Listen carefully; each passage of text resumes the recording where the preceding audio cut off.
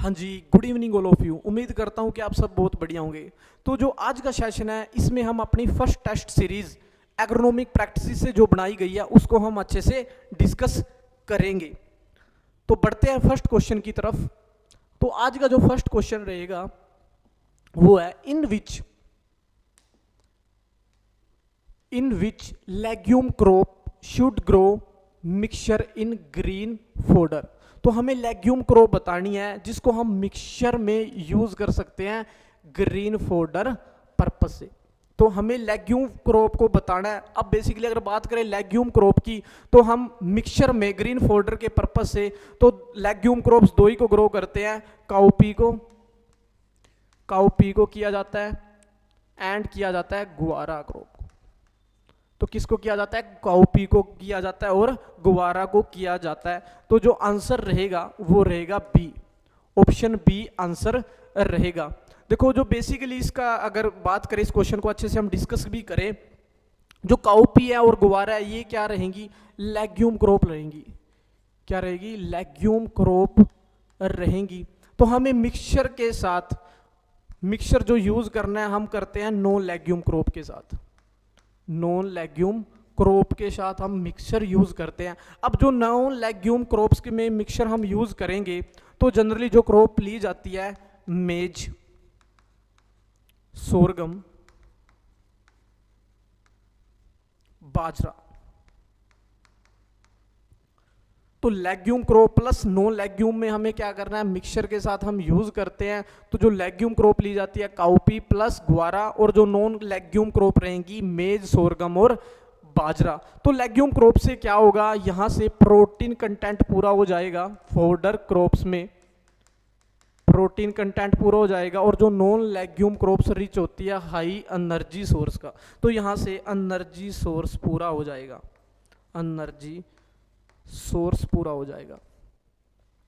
तो डायरेक्ट जो mixture use करना है लेग्यूम क्रॉप में तो वो किसका लोगे? या तो काउपी का ले सकते हो आप या गुवारा का ले सकते हो। हाँ जी, अगर बड़े नेक्स्ट हाँ जी, तो देखो अगर अब तक आपने टेस्ट माफिया ऐप को नहीं डाउनलोड किया तो जल्दी जल्दी से टेस्ट माफिया ऐप को डाउनलोड कर लीजिए, क्योंकि टेस्ट माफिया पे ही आपको पूरी की पूरी टेस्ट सीरीज अवेलेबल होगी। और जो ऑनलाइन पूरा का पूरा बैच है वो रिकॉर्डेड फॉर्म में आपको अवेलेबल होगा।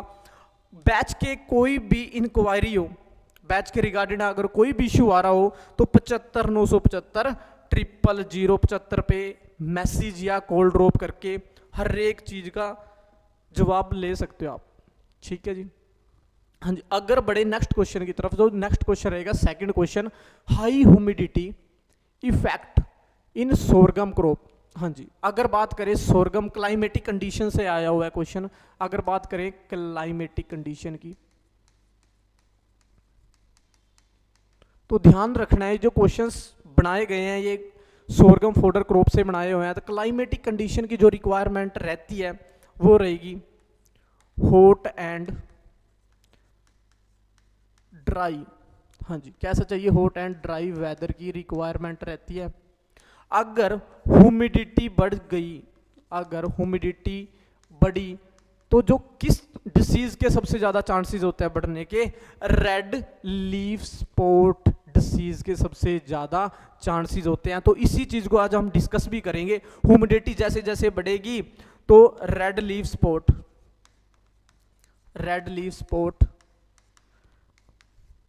डिसीज भी बहुत ज्यादा बढ़ती है, क्योंकि जो ये डिसीज है किस पे डिपेंड रहेगी? ह्यूमिडिटी पे। अगर हम बात करें फेवरेबल कंडीशन की, अगर बात करें फेवरेबल कंडीशन की, तो जो फेवरेबल कंडीशन रहती है इसको बेसिकली जो फेवरेबल कंडीशन रहेगी वो रहेगी कंटिन्यूस, अगर रेनफॉल हो रही है, कंटिन्यूस रेनफॉल हो रही है तो कंटिन्यूस रेनफॉल होगी तो मॉइस्चर भी ज़्यादा होगा, मॉइस्चर ज़्यादा होगा तो ह्यूमिडिटी भी ज़्यादा होगी, तो ह्यूमिडिटी जैसे जैसे बढ़ेगी तो रेड लीफ स्पॉट डिसीज देखने को आपको मिलेगी।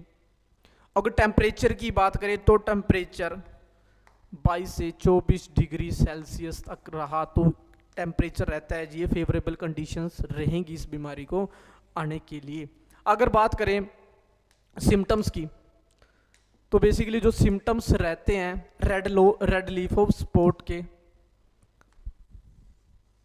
तो कुछ आपको देखो, रेड लीफ स्पॉट, अगर बात करें रेड लीफ स्पॉट की, तो रेड, तो किस टाइप के स्पॉट्स होंगे, रेड कलर के स्पॉट्स होंगे, और कहाँ पे आएंगे, लीफ पे आएंगे, तो यहीं पे रेड लीफ स्पॉट्स आ जाते हैं जी।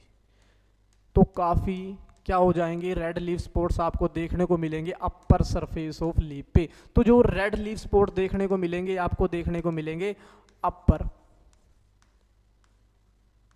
Surface of leaf.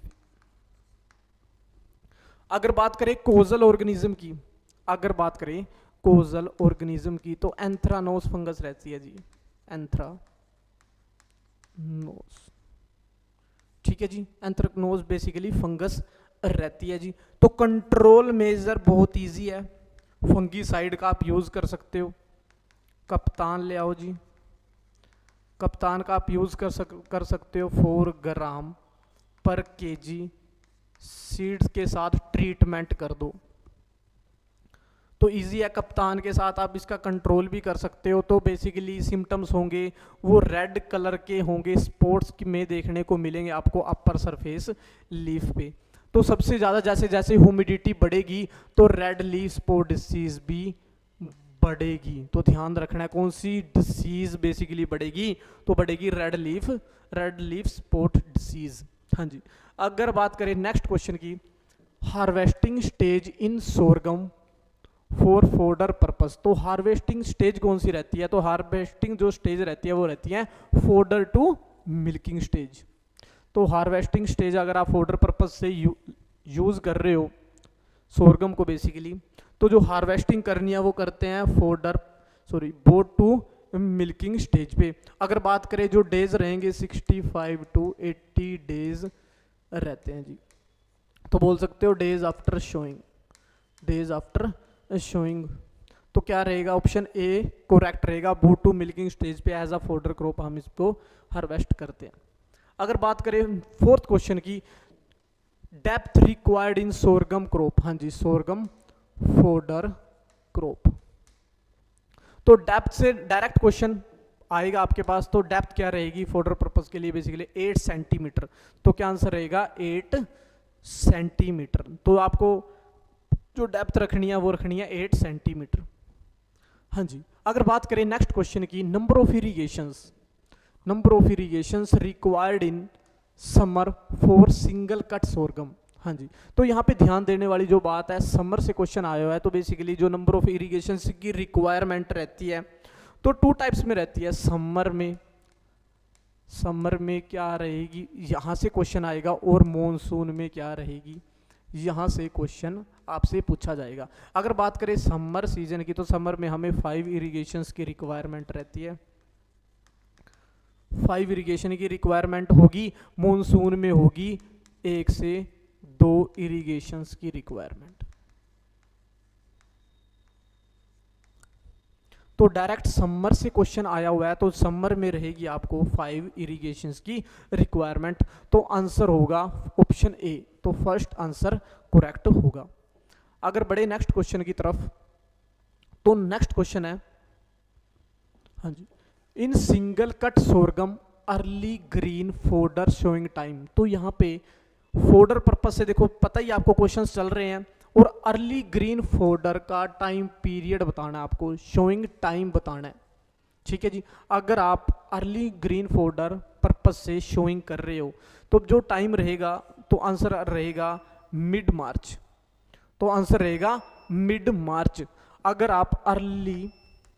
बात करें अर्ली ग्रीन फोडर पर्पस से शोइंग करनी है, तो आपको कब करनी पड़ेगी, मिड मार्च को करनी पड़ेगी, मिड मार्च रहेगा।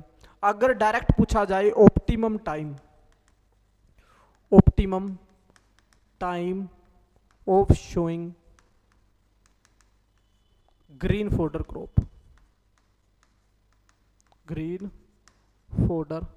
क्रॉप, तो आंसर रहेगा mid June to mid July, mid June to mid July.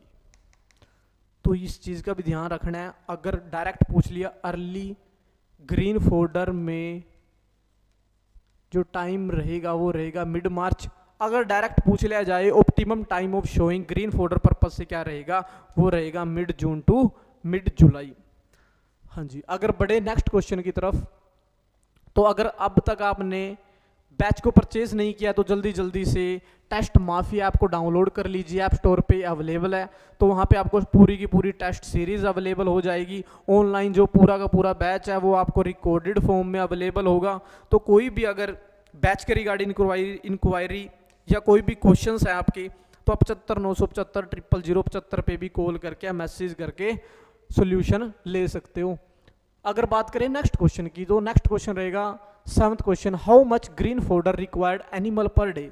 तो मोस्ट इंपॉर्टेंट क्वेश्चन रहेगा how much green folder required animal per day. तो एनिमल को पर डे में कितना ग्रीन फोल्डर चाहिए, तो जो आंसर रहेगा वो चाहिए 40 kg। तो कितना चाहिए होता है जी एक पशु को एक दिन में, तो कितना हरा चारा चाहिए होता है 40 kg की रिक्वायरमेंट रहती है। अगर बात करें नेक्स्ट क्वेश्चन की, तो नेक्स्ट क्वेश्चन है 8th question, how much seed rate required in single cut sorghum for seed production. देखो, दो सीड रेट से दो टाइप से क्वेश्चंस आएगा। अगर आप फोर्डर पर्पस से ग्रो कर रहे हो सोरगम को, अगर आपका पर्पस है सीड प्रोडक्शन, अगर आपका पर्पस रहेगा सीड प्रोडक्शन, अगर आपका जो फोल्डर पर्पस है तो फोल्डर पर्पस में रहेगा जो सीड रेट होगा पर एकड़ के हिसाब से, सीड रेट पर एकड़ के हिसाब से जो रहेगा वो रहेगा 20 से 25 kg पर एकड़। तो ध्यान रखना है इस बात का, अगर आप सीड प्रोडक्शन कर रहे हो, अगर सीड प्रोडक्शन की बात होगी तो सीड प्रोडक्शन के लिए जो सीड रेट रहेगा वो रहेगा 6 से 8 kg पर एकड़। हाँ जी, और जो हमें रो टू रो बेसिकली जो स्पेसिंग रखते हैं, रो टू रो जो रखेंगे वो रहेगी 30 सेंटीमीटर। अगर सीड फोल्डर पर्पस से आपको जो रो टू रो जो स्पेसिंग मेंटेन करनी है वो रहेगी 22 सेंटीमीटर। तो इन चीज़ का भी आपको साथ साथ ध्यान रखना है। शोइंग टाइम को तो हमने डिस्कस कर लिया, ग्रीन फोल्डर के पर्पस से अर्ली करना है तो मिड मार्च होगा। अगर ऑप्टिमम टाइम ऑफ शोइंग रहेगा तो मिड जून टू मिड जुलाई रहेगा। तो आंसर जो रहेगा 8th क्वेश्चन का वो रहेगा 6 to 8 kg पर एकड़ के हिसाब से हम सीड रेट रिक्वायर रहेगा। हाँ जी, अगर बढ़े नेक्स्ट क्वेश्चन की तरफ, तो नेक्स्ट क्वेश्चन है हाँ जी हार्वेस्टिंग स्टेज इन, हाँ जी ये क्वेश्चन हमने डिस्कस कर लिया है। तो नेक्स्ट क्वेश्चन को करते हैं, प्रोटीन इन गुनेनिया ग्रास। गुनेनिया ग्रास में प्रोटीन, हाँ जी, तो थोड़ा ध्यान रखना है आपको, क्रूड प्रोटीन से क्वेश्चन आएगा, क्रूड प्रोटीन से क्वेश्चन पूछा जाएगा। तो ध्यान रखना है क्रूड प्रोटीन। हाँ जी, तो ध्यान क्या रखना है, क्रूड प्रोटीन को ध्यान में रखना है। तो क्रूड प्रोटीन जो पूछा गया है वो पूछा गया है गुनेनिया ग्रास का। अगर बात करें क्रूड प्रोटीन तो कितना रहेगा, तो रहेगा 10.8%। तो जो क्रूड प्रोटीन रहता है गुनेनिया ग्रास में वो रहेगा 10.8% देखने को मिलता है। अगर बात करें 11.4 तो रहेगा मेज। तो मेज में जो क्रूड प्रोटीन कंटेंट होता है 11.4% होगा। अगर बात करें 18.1, हाँ जी, अगर बात करें 18.8 तो किस में रहेगा, गुवारा में रहता है जी, किस में रहेगा, गुवारा में रहेगा। अगर बात करें 22.5 जो क्रूड प्रोटीन रहता है वो रहेगा काउपी में। अगर डायरेक्ट क्रूड प्रोटीन से क्वेश्चन आ जाए, अगर पूछ लिया जाए सोरगम में, अगर डायरेक्ट आपसे पूछा जाए सोरगम में क्रूड प्रोटीन तो रहेगा 9%। अगर पूछ लिया जाए बाजरा में, अगर डायरेक्ट आपसे पूछा जाए बाजरा में तो रहेगा 8.8%। अगर पूछा जाए हाइब्रिड बाजरा में, अगर पूछा जाए हाइब्रिड बाजरा में तो रहेगा 8.7%। हाँ जी, तो आज के जो टेस्ट सीरीज में हमने 10 क्वेश्चंस को डिस्कस किया। अगर आपको पूरी की पूरी टेस्ट सीरीज चाहिए है तो आपको अवेलेबल होगी टेस्ट माफिया ऐप पे।